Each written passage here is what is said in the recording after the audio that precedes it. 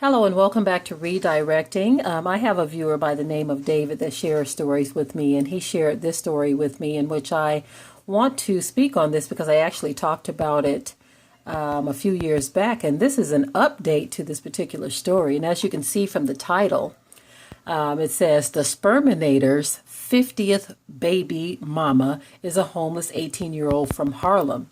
If you all remember that story, this is a white man who is, I believe, a mathematician.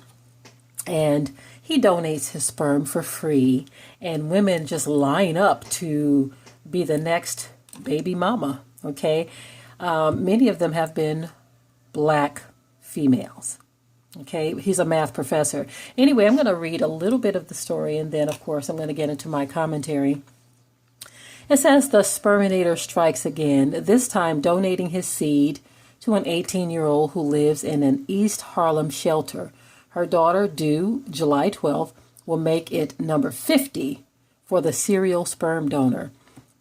Ari Nigel, the 42-year-old punny math professor who donates his sperm to women across the globe for free, has racked up serious spawn this past year. 15 babies since last Father's Day, bringing the grand total to 48. One woman is due to give birth in early July, followed by Kajina Garrick, who lives in the East River Family Center, a family shelter with a shared bathroom and kitchen. I think it's a nice shelter. It's probably nicer than my apartment, Nagel said. Nagel told the Post, adding that he didn't know how old Garrick was when she reached out to him last August. I never asked her age. I try to help whoever asks," he said. "I think Kai is more mature than I was at her age after everything she has been through." Okay, so he talks to these women, and he makes a decision to donate his sperm. And I can imagine for him, it's got to be a major jolt to his ego that women are reaching out saying, "Look, give me a part of you to create an extension of you." Now, what's disturbing to me about this is the number of black women who reach out, to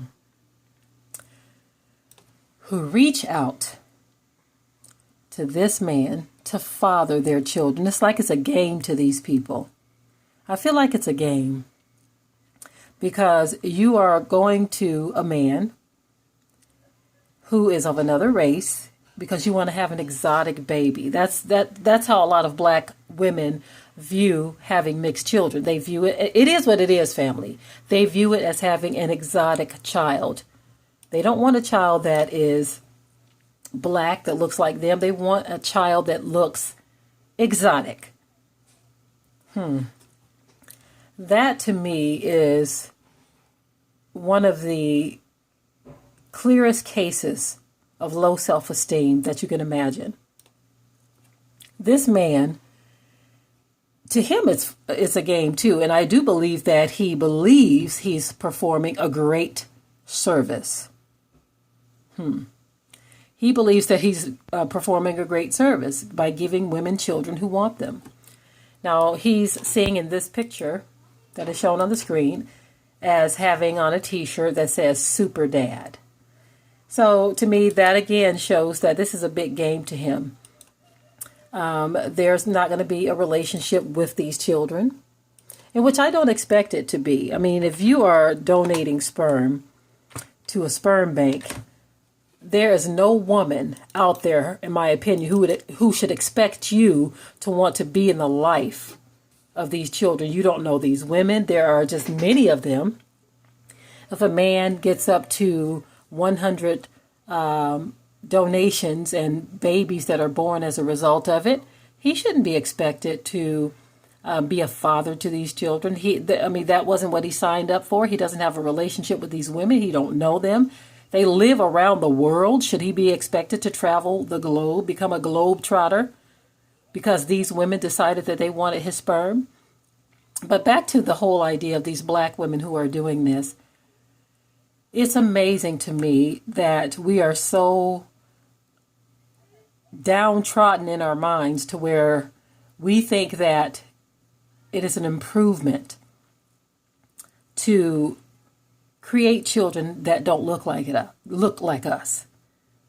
It's amazing to me that that is the mindset. Now, I'm not saying that there's anything wrong with what anyone else looks like, okay? But this whole idea of mixing so that you don't create anything that looks like you shows that you think there's something wrong with us. You are not pleased with what you see, how we look, how our hair texture is, and so therefore you want to create something outside of you. This is just ridiculous to me. I remember when I covered this story years ago, and the feeling that I had back then is pretty much the same now, that this is just a thing of low self-esteem. These women have no self-esteem whatsoever. And so they believe that if they can get a white math professor, don't think for 1 minute that they're not going to tell their children when they get older, oh, your dad, he was a math professor. Don't think that they're not going to use that. They are going to use that. And it's going to give them a false sense of pride to say, oh, my dad was a math professor. This is all one big joke to me. It's all very sad because we as a people have gotten so... There's more to this story in which I'm not going to get into the relationship that this young woman is actually in. I'm not going to get into that. Okay? If I remember, I will share the link in the description area. But there's actually more to the story. Like I said, I'm only sticking to the part of the story where she sought this man for his donation. But the relationship that she's currently in, that's something totally different.